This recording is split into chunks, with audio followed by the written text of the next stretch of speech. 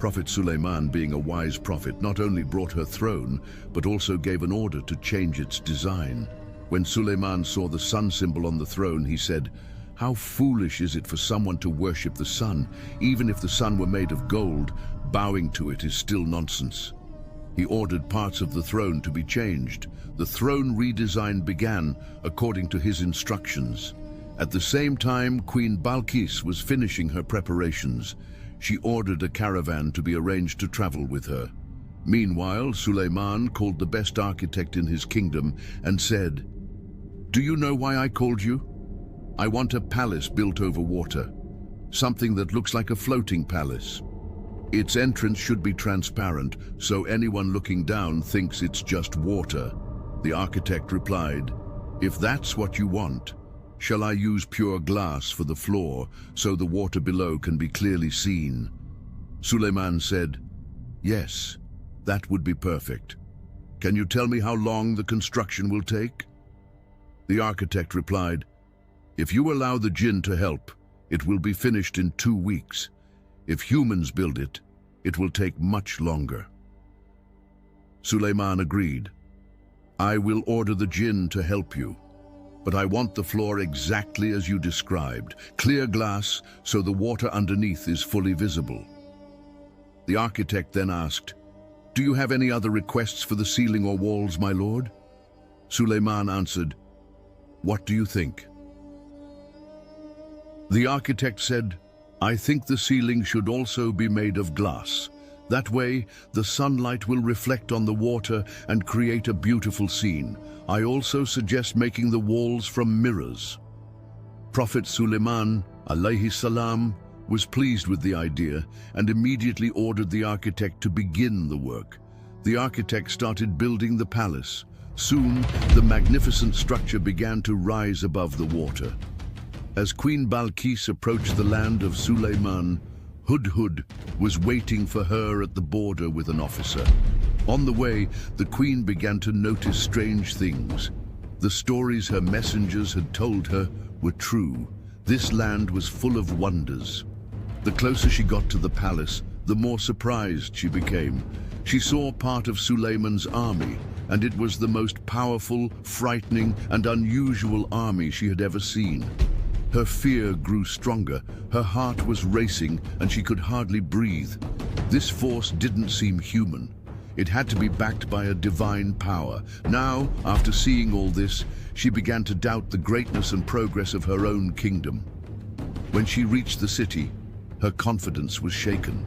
Her pride and ego began to collapse. Her fear slowly turned into awe. And very soon, she would step into the magnificent palace that Suleiman had built.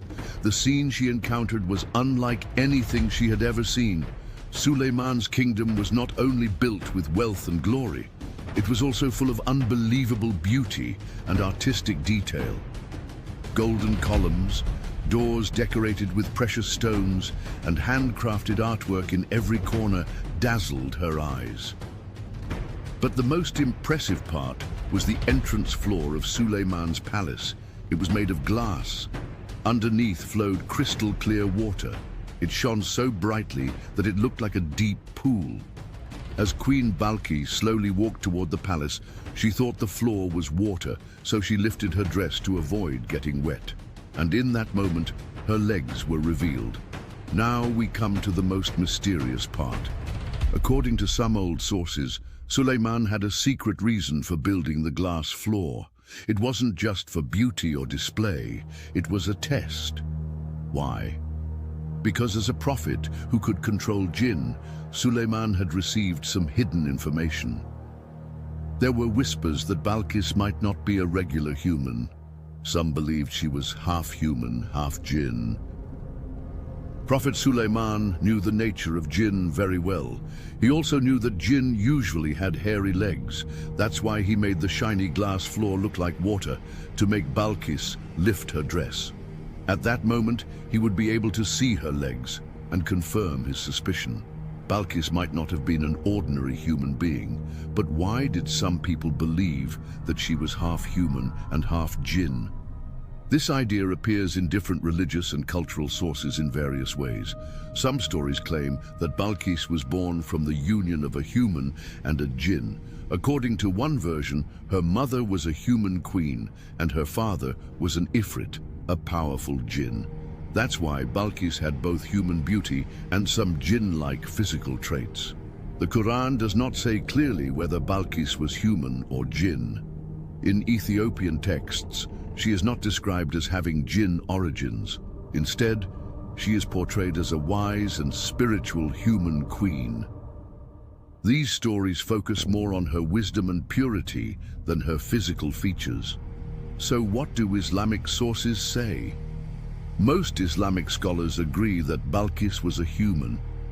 The rumor about her being half jinn was actually made up by the jinn themselves. Why? Because they didn't want Suleiman to be interested in her or marry her. The jinn were afraid. If Suleiman had a son, that child might rule like his father and force them to serve again using the secret knowledge Suleiman had. They served Suleiman unwillingly and were hoping to be free after his death. But if his son ruled, they would be trapped again. And most jinn are known to be liars, not only in Suleiman's time, but in every time. Prophet Suleiman knew this well. That's why he arranged this situation to be sure. And when he saw Balqis's legs and saw they were normal human legs, his doubt was gone. After she passed over the glass floor, Suleiman became sure that she was human. Then he showed her the throne. Queen Balqis was very surprised. Suleiman asked her, "Is this your throne?" Balqis looked closely. She didn't know what to say. It looked exactly like her throne, but something about it had changed. Finally, she said, "It looks very much like it." Under the throne, Suleiman had placed a message. "We are among those who submit to Allah." As Balqis looked more carefully, she realized that this truly was her own throne. Somehow, it had been brought from her palace before she even arrived, and it had been changed. This was yet another proof of the great power Allah had given to Prophet Suleiman. Queen Balqis was lost in deep thought. The more she thought, the more she realized how weak and foolish her people's beliefs were compared to the wisdom and logic of Prophet Suleiman. That day, she was invited to lunch. Prophet Suleiman sat beside her and began to share his thoughts. He spoke about Allah, the Lord of the worlds, most generous, most high, the one who created the sun to serve humans. He said, "Just like butterflies and lilies in the gardens serve Allah, the sun was also created to serve him. For a human being to bow down to another creation like the sun is a great insult to human intelligence." Queen Balqis then understood that the sun they worshipped was nothing more than a beautiful trap set by Shaitan. For the first time, the brightness of the sun faded in her heart, and a new light, one that never sets, began to shine within her. Just then, her advisors came and said, "Soon the sun will set. It's time for our daily bowing to the sun." But the queen stood up and said, "You fools, do you still believe the sun is worthy of worship? Shaitan made our entire belief system look good to us. Leave this place without hearing what Suleiman has said." The advisors became afraid of what might happen and quickly left. For the first time, the queen felt something warm and beautiful moving inside her heart.